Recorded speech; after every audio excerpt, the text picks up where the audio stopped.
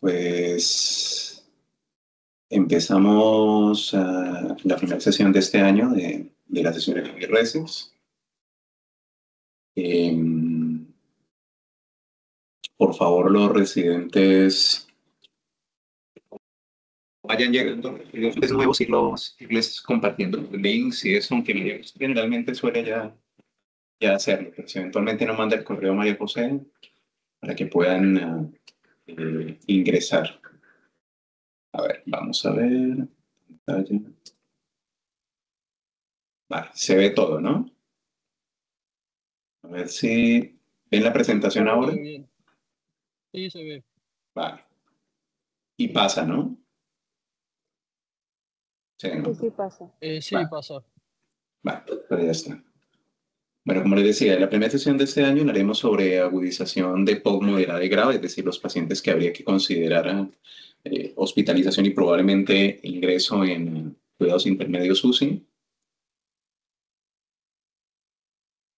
Esto solamente para que tengan en cuenta un poco de la epidemiología en España respecto a lo que es la prevalencia del EPOC. Eso es interesante respecto, esos son datos del EPISCAN del 2021. Si se dan cuenta, se habla de una prevalencia del EPOC del 11.4%, pero hay un infradiagnóstico del 75%, al menos en ese registro, ¿vale? Y el INAMPOC del 2022 pues pasa un poco también lo mismo, si bien es cierto que aquí calculan una incidencia corregida de 78.1 casos por cada 100 pacientes con EPOC al año, la incidencia de ingresos en esos casos de agudización de EPOC es de 14.4 casos, un poco menos del 15%. Entonces, para aquellos que recuerden las guías más antiguas, la definición de agudización de EPOC en la GOLD, bueno, en todas las guías no tenían una duración mínima o un tiempo establecido. Después de la reunión de Roma de hace unos 3 años más o menos, ya las últimas dos guías GOLD sí que incluyen, dentro de la definición de agudización de POC, el hecho de que debe durar menos de 14 días. Si un paciente tiene un mal control de los síntomas y ha sido un proceso de más de 14 días, se considera que es un mal control de su EPOC de base y no una agudización. Y es un evento pues, que se caracterizará por disnea, tos, esputo con cambio de las características. Lo que ven en el gráfico son los criterios de Antonisen, que eso sigue siendo vigente y tiene su utilidad, en cuanto que un paciente que tiene cambio, es decir, que cumple 3 criterios, que son disnea, cambio en la coloración del esputo o purulencia y aumento en la producción de esputo, pues si presentan los 3 criterios corresponderían a una Antonisen 1. Si cumple 2 criterios, antonizan 2, y si presenta y si presenta un criterio, sería un antonizan 3, es decir, que los cambios en el esputo o la sintomatología es leve. Esto tiene todavía utilidad en cuanto al inicio de antibiótico, el cual se debería considerar cuando se presentan 2 o más criterios. Volviendo a lo de la agudización de POC, pues eso es un episodio que se presenta en los últimos 14 días, aumento en la disnea, tos, esputo, que puede ir acompañado de taquipnea o taquicardia y que se asociará frecuentemente con un aumento de la inflamación local y sistémica, pacientes que han tenido infección de vías respiratorias, muchas veces que empieza como una infección de vías respiratorias altas, contaminación, otro desencadenante como el tabaco. Y es importante a la hora de valorar el paciente, que esto es tomado de la GOLF, puede hacer un buen interrogatorio, examinar al paciente, buscar síntomas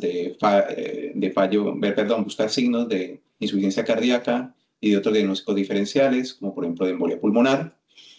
Y habrá que valorar el paciente mirando qué tan severos son los síntomas que presenta, sobre todo de disnea. Y para eso utilizamos la escala visual análoga, que es la que ven al lado derecho. Miramos los signos que tienen clínicos respiratorios, como taquipnea, si vemos en algún momento pues, que tiene aumento en la producción del esputo, si usa musculatura accesoria, y debemos evaluar la severidad, ¿vale? Luego hablaremos de cuáles son los criterios que nos definen qué tan grave es una agudización de POC.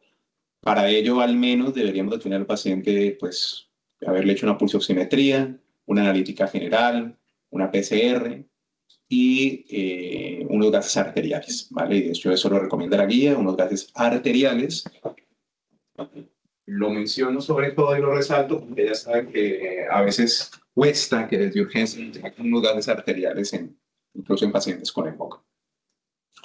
Y hay que tratar de establecer la causa. Entonces, esa es la clasificación que sigue vigente actualmente de la agudización de EPOC. Esto es tomado de la GOLD del año pasado. Y es que tenemos un paciente que llega con una sospecha de exacerbación o de agudización.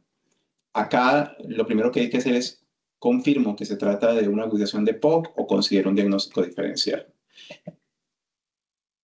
Diagnósticos diferenciales, tengo que tener en cuenta fallo cardíaco, neumonía, embolia pulmonar, ¿vale? En cuanto a la severidad, pues la severidad va a venir definida por una serie de variables que no son difíciles, en las cuales incluye lo que es la disnea, la frecuencia respiratoria, la frecuencia cardíaca y la saturación. Y algo importante que se ha introducido recientemente es la PCR. Por tanto, ¿cuándo diré que un paciente tiene una agudización moderada? Cuando el paciente tenga un nivel de disnea en la escala visual análoga mayor o igual a 5, tiene que tener al menos 3 de esos 5 criterios. Frecuencia respiratoria mayor de 24, frecuencia cardíaca mayor o igual a 95, una saturación de 92, pero menor de 92 respirando aire ambiente, ¿vale? O un cambio mayor del 3% respecto a lo que tiene basal, una PCR mayor o igual a 10 miligramos por litro, ¿vale? Es decir, eso sería de nuestras unidades prácticamente 1 miligramo por decilitro.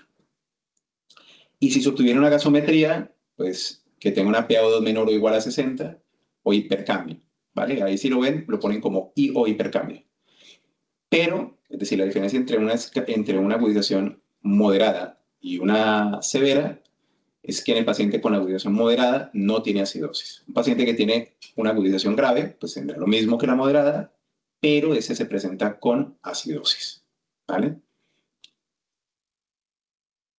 Y obviamente pues hay que tratar de determinar la etiología. Eso es de lo que es la GCPOC. La GCPOC tiende a ser un poco más, a hacer un abordaje un poco más sindrómico, de manera que al EPOC, inicialmente la agudización de EPOC no se le llama agudización de EPOC, sino se le llama SAE, que es síndrome de agudización de EPOC, ¿vale? Y a partir de ello, si yo establezco definitivamente que la causa es altamente probable que sea eh, infecciosa o un factor desencadenante, es decir, excluyo fácilmente diagnósticos diferenciales, pues ahí sí, después le pondré con seguridad el nombre de agudización de EPOC, pero inicialmente se denomina como SAE.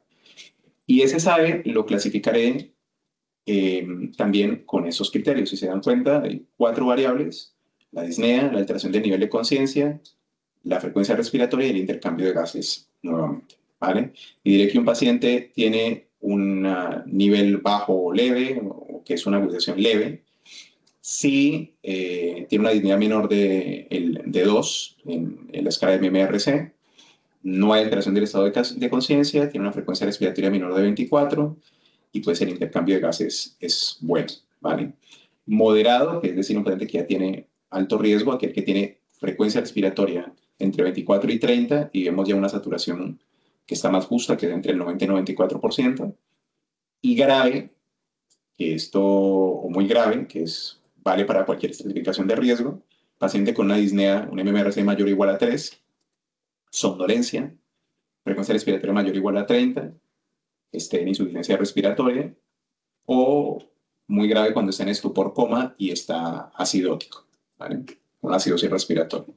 Entonces, para valorar el paciente que tengo que hospitalizar y sobre todo el riesgo que tiene, lo que nos recomienda la GCPOC es utilizar esta herramienta que es el DECAF, ¿vale? Entonces, el DECAF lo que mira es, es decir, es la sigla de disnea, eosinopenia, consolidación, acidemia y fibrilación auricular, ¿vale? Entonces estas variables se asocian con mayor mortalidad intrahospitalaria y mortalidad a los 30 días. Y lo que ven es que se da una puntuación dependiendo de lo que presente el paciente, ¿vale? De manera que un paciente que tiene un puntaje entre 0 y 1, pues es un riesgo bajo y la mortalidad intrahospitalaria es menor del 2%, y la mortalidad a los 30 días llega hasta el 3,8%. Un riesgo intermedio, que son 2 puntos, la mortalidad intrahospitalaria es del 8,4% y a los 30 días incluso del 12%. Y un DECAF alto, pues presenta una mortalidad intrahospitalaria del 24 al 70%. Y a los 30 días hasta el 70%. Eso es importante y deberíamos de hacerlo todos, más o menos para darnos la idea del paciente que ingresa con agudización de POC, qué probabilidad, es decir, qué pronóstico tiene, al menos dentro del ingreso hospitalario y de los primeros 30 días. ¿Vale? Eso son los rasgos tratables de la agudización de EPOC, ¿vale? Los ven en el lado izquierdo, son un montón. Saben que los pacientes ya per se en el EPOC incluso estable hay unos rasgos tratables que hay que tratar de manejarlos y a los cuales cada vez se les da más importancia. Y pues en el caso específico de la agudización, es importante considerar lo que es valorar si tiene infección bacteriana, ¿vale? Entonces, para eso, lo que más probabilidad pretest nos da es el cambio en la coloración del esputo, el esputo purulento, el tener una PCR mayor o igual a 20 miligramos de litro, que en nuestras unidades serían 2 miligramos por decilitro, eosinofilia periférica, que es mayor o igual a 300, esto nos ayuda a determinar si es una inflamación de tipo T2, o sea, si se trataría más de una agudización de EPOC, probablemente con un componente más eosinofílico, ¿vale? Entonces, de eso se trata, de identificar esos rasgos para fenotipificar de alguna manera nuestro paciente, ¿no? Nuestro paciente que es un paciente EPOC no agudizador, sería un lado, el paciente agudizador eosinofílico y el paciente agudizador no eosinofílico. Aquí la diferencia con la GOLD está sobre todo dado por el nivel de la PCR, que decíamos antes que en la GOLD hablan de 1 miligramo por decilitro, que eso es bajitito, pero es lo que considero, ¿vale? Y eso es lo que les decía, la GCPOC lo aborda como el síndrome de agudización de POC, valoran la gravedad, si es leve o moderada, pues hacen saturación, radiografía de tórax, electrocardiograma, un hemograma y una PCR. Mientras que si es un SAE grave o muy grave, pues hay que hacer las mismas pruebas, más NT-proBNP, troponina, dímero D, en caso de que pensemos que el paciente tiene, es decir, por ejemplo, el paciente que viene con una agudización de EPOC, que no parece infecciosa, que no hay biomasa entre medias o tabaco en grandes cantidades, no hay psicofármacos, no hay nada más que nos ayude a explicar el por qué el paciente tiene un deterioro respiratorio, deberíamos de considerar la alternativa de que sea un TEP, ¿vale? Hasta el 17% de pacientes con EPOC que ingresan, pues terminan teniendo un TEP, ¿vale? Y aquellos que es evidente que la causa es infecciosa, pues ese porcentaje baja bastante. Entonces, por eso se recomienda que en pacientes que no queda muy claro que la agudización sea de tipo infeccioso, hombre, pues un dedímero para descartar el TEP, o que sea algo per se cardiovascular como fallo cardíaco, para lo cual pediríamos NT-proBNP y las troponinas, y la verdad es que los tres también nos ayudan a estadificar en caso de que el paciente tuviera TEP, pues el nivel de gravedad o el nivel de severidad.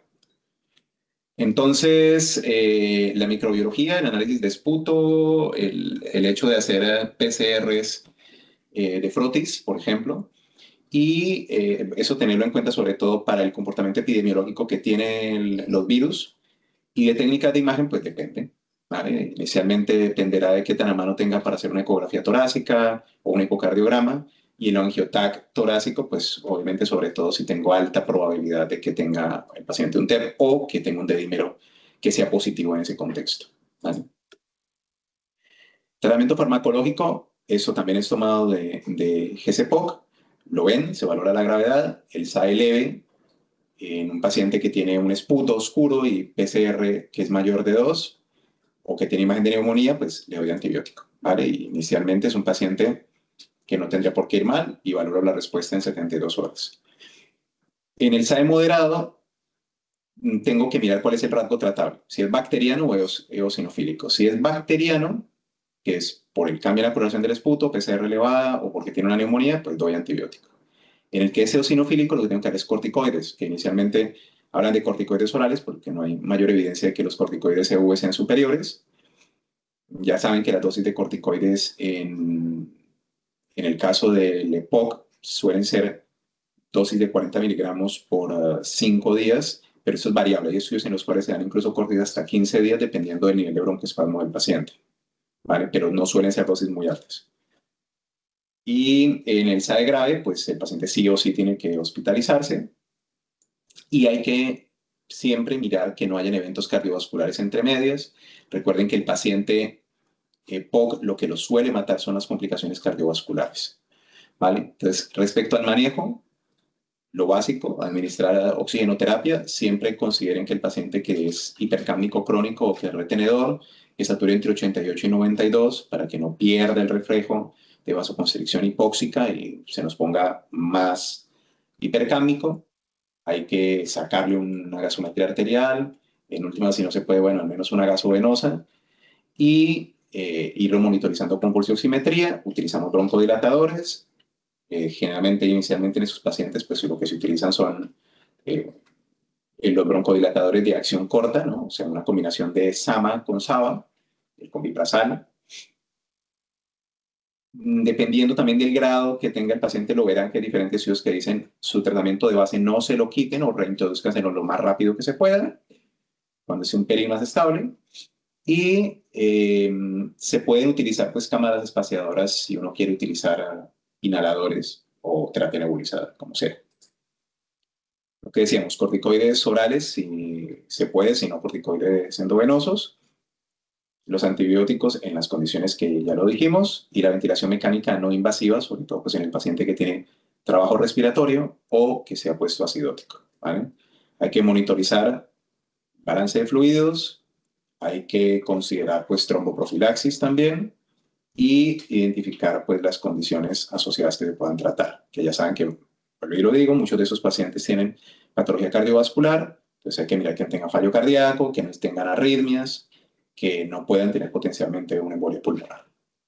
Antibióticos, eso es tomado del GCPOC también, pues dependiendo de si es moderado, grave, muy grave, sin riesgo de infección de pseudomonas o si hay riesgo de infección de pseudomonas, ¿vale? Y lo que se dan cuenta es si es moderado y inicialmente consideramos que no hay riesgo de infección por pseudomonas, pues lo mismo que haríamos con un paciente que tiene una agudización leve, es cubrir el streptococo neumonía y para eso tenemos lo que dice la derecha, amoxiclav, levofloxacino, moxifloxacino, etc.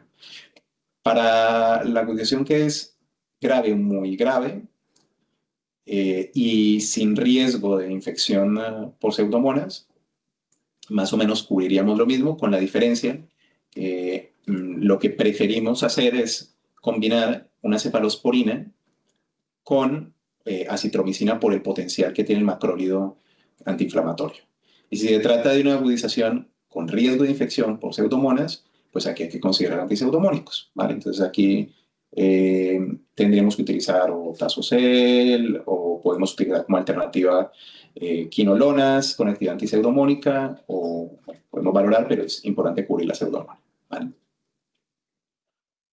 Bien, aquí lo único que quiero volver otra vez a resaltar es lo que les decía de lo corto que deben ser los tratamientos. Entonces, en los antibióticos, la duración normalmente deben ser de 5 días. Verán que para las diferentes patologías, incluyendo las neumonías, cada vez se reducen más los tiempos de antibióticos.